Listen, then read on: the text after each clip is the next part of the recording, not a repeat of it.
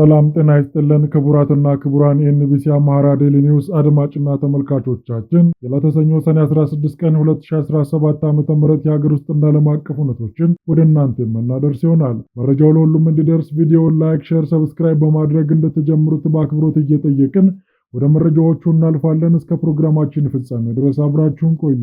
የአማራ ፋኖ ብሔራዊ ኃይል ቀኝጌታ የወፍታዊ ንጉሴ 6ኛ ክፍለ ጦር በደንበጫ ኢንጂነር ክብር ተመስገን ብርጌድ ታላቅ የተሃድሶ ውይይት አካሂዷል። በቀጠና የሚገኙ የትግል አደረጃጀቶችን እየተዘዋወረ በመፈተሽ ተቋማዊ አሰራርን እያጠናከረና እያዘመነ የሚገኘው ግዙፉ የቀኝጌታ የወፍታዊ ንጉሴ 6ኛ ክፍለ ጦር ከድርጅቱ ልዑካን ጋር ከሰሞኑ ወደ ታሪካዊት የደንበጫ ኢንጂነር ክብር ተመስገን ብርጌድ በማቅናት በብርጌዱ የትግል ታሪክ ውስጥ ደማቅ ክስተት የሚሆን ስራ ሰርቷል። ጉባኤ የአንድነት ጉባኤ በሚል መሪ ቃል የተከናወነ ሲሆን በጉባኤ በብርጌዱ ውስጥ የነበሩ ችግሮችን በመገምገምና የመፍትሄ አቅጣጫ በማስቀመጥ የሰራዊት ማዋሃድ ስራንም ሰርቷል። በስብሰባው የአማራ ፋኖ ብሔራዊ ኃይል በጎጃም ምክትል ፖለቲካ ዘርፍ ኃላፊ አርበኛ ግሩም ምሳሌ፣ የአማራ ፋኖ በጎጃም የፋይናንስ ቲም መሪ አርበኛ ቻላቸውና አርበኛ ከፈለ ተገኝተዋል። ይህ የአንድነት ጉባኤ በአርበኛውና በሰማዕቱ ኢንጂነር ክብር ተመስገን የተሰየመው ዝነኛው ብርጌድ ሲሆን ይዛሉ የትግል ክንዶችን አድሶ በሚያስፈራ ግርማ እንደ አንበሳ እያገሳ የወጣበት የብልጽግና ቅስም የተሰበረበት ታሪካዊ ጉባኤ ነው በማለት የህዝብ ግንኙነቱ አክሎ ገልጿል። አክሎም የፋኖን ክንድ መቋቋም ያቃተው የማፊያው ስብስብ የብልጽግናው መንደር በእጅጉ እየፈራረሰ መሆኑን ገልጾ በዛሬው ዕለት ብቻ 10 የሚሆኑ የወራሪው ብልጽግና አብይ አህመድ የግል ሰራዊት የፋሽስታዊ አገዛዝ ስርዓት ከርተው የቀኝጌታ የወፍታዊ ንጉሴ 6ኛ ክፍለ ጦርን ተቀላቅሏል በማለት ገልጿል። ከነዚህም መካከል ሬድ አማን ጃፋሪ፣ ሐምዛ ኡስማን የተባሉ ከ32ኛ ክፍለ ጦር ሁለት ጥቁር ክላሽ ከነሙሉ ትጥቁ ይዘው የበረኛው ጀበላ ሞተራ ብርጌድን የተቀላቀሉ ሲሆን ሌሎች 8 የወራሪው ሰራዊት አባላት ደንበጫ ኢንጂነር ክብር ተመስገን ብርጌድን መቀላቀላቸው ተገልጿል።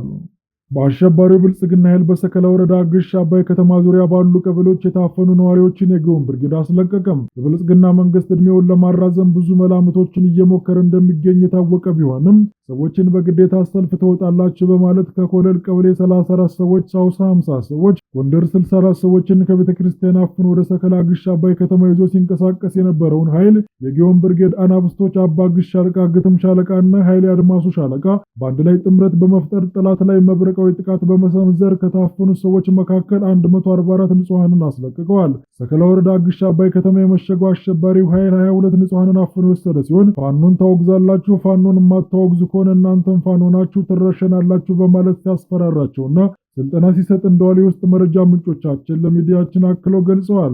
የጅብ ችኩል ቀንድ ይነክሳል እንደተባለው በዛሬው ዕለት ከታፈኑ ሰዎች መካከል የብልጽግና አመራር ወላጆችም ይገኙበታል በማለት የቻለ አድማሱ ገልጿል።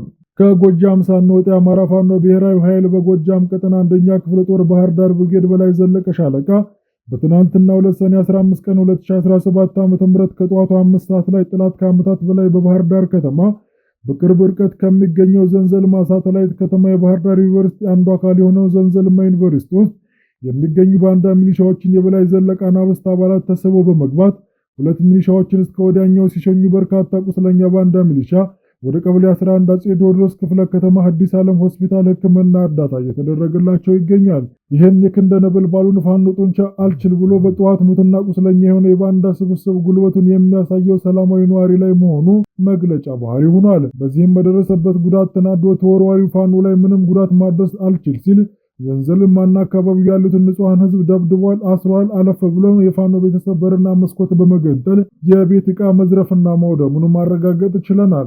የጀግኖች ታጋዮቻችንን ሀብት በመዝረፍ የሚቆም ትግል የሚሆን የነጻነት እርምጃ እንደሌለ ልታውቁ ይገባል ሲል አፋብኃ ገለጸም። የአማራ ፋኖ ብሔራዊ ኃይል ጎጃም አገው ምድር ክፍለ ጦር ምክትል ወታደራዊ አዛዥ የሆነው መቶ አለቃ ጊዮን ጀንበሬንና ቤተሰቦቹን ቤት የብልጽግናው አገዛዝ የሚበቃውን ዘርፎ ቀሪውን አውድሞታል።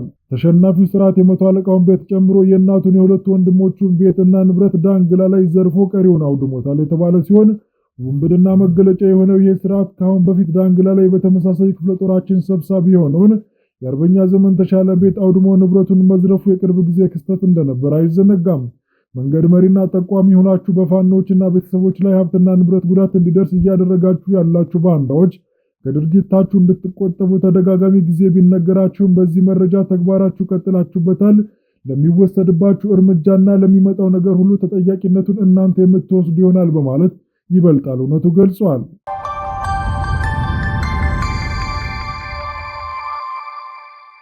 አገዛዙ በግፍ አፍኖ ያሰራቸውን የኢትዮጵያ ኦርቶዶክስ ተዋሕዶ ቤተክርስቲያን አባት የሆኑትና የአራቱ ጉባኤ መምህርና የሁለት ገዳማት አበምኔት የኔታ ይባቤ ጨምሮ በርካታ በቤተክርስቲያን ላይ እየደረሰ ያለው ሰቆቃና ግፍ እንዲሁም የታሰሩ የሃይማኖት አባቶች በአስቸኳይ ሰላማዊ እንዲፈቱ ጠይቋል።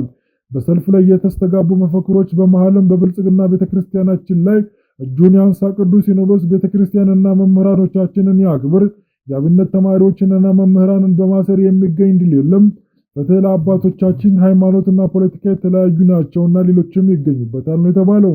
በመጨረሻም አባታችን እስካልተፈቱ ድረስ ሁሉን አቀፍ ትግል እንደሚደረግ ተስማምቶ በአባቶች ቡራኬ ተሰጥቶ ሰልፉ በሰላም ተበትኗል ነው የተባለው።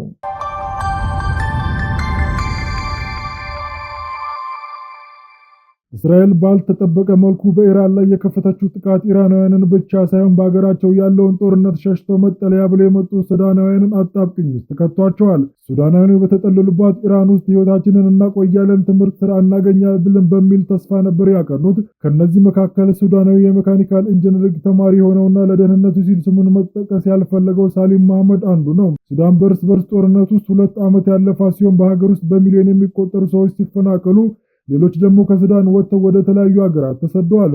ከሀገራቸው ጦርነት ሸሽተው ኢራን የደረሱት ሱዳናውያን ደግሞ እስራኤል በከፈተችው ጥቃት ደህንነታቸው ሌላ ፈተና ገጥሞታል ነው የተባለው። ፓርላማ የሆርሙዝ የባህር ወሽመጥ እንዲዘጋ የቀረበውን ውሳኔ አጽድቋል። የኢራን ፓርላማ ትልቁ የነዳጅ መተላለፊያ የሆነውን የሆርሙዝ ወሽመጥ ባህር ለመዝጋት የቀረበውን ረቂቅ ውሳኔ ማጽደቁ የተሰማ ሲሆን ረቂቅ ፓርላማው ቢጸድቅም የመጨረሻው ውሳኔ የኢራን ከፍተኛ የጸጥታና ወታደራዊ አመራር እንደሆነ አልአረቢያ ዘግቧል።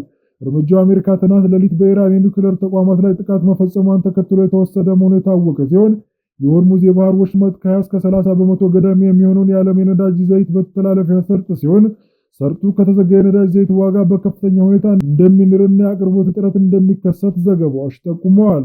ይህ በእንዲህ እንዳለ የአሜሪካ የውጭ ጉዳይ ሚኒስትር ማርኮ ሩቢዮ ኢራን የሆርሙዝ የባህር ወሽመጥን ለመዝጋት ከወሰነች ግጭቱ ይባባሳል ሲሉ ተናግረዋል።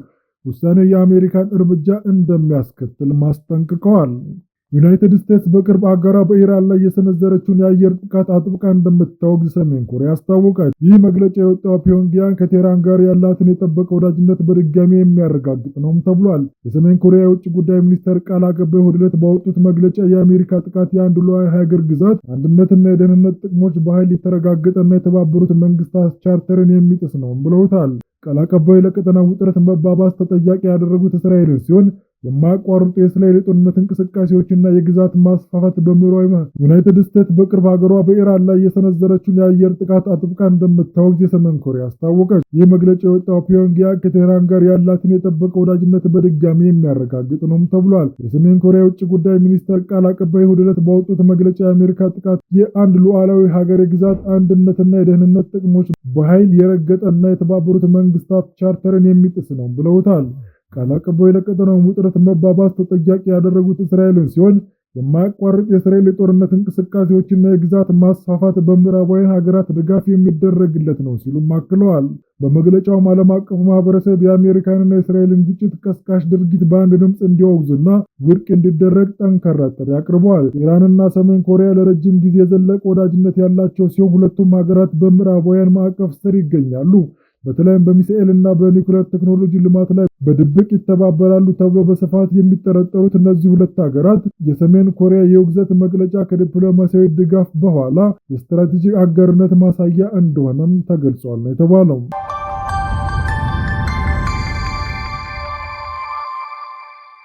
ሰላም አድማጮቻችን፣ ለሰዓቱ የያዝነው መረጃ ይህንን ይመስል ነበረ። በሌላ መረጃ እስከምንገናኝ ድረስ ቸር ቆዩ እያልን ለሰዓቱ የያዝነው መረጃ እዚህ ጋር የምንጨርስ ይሆናል።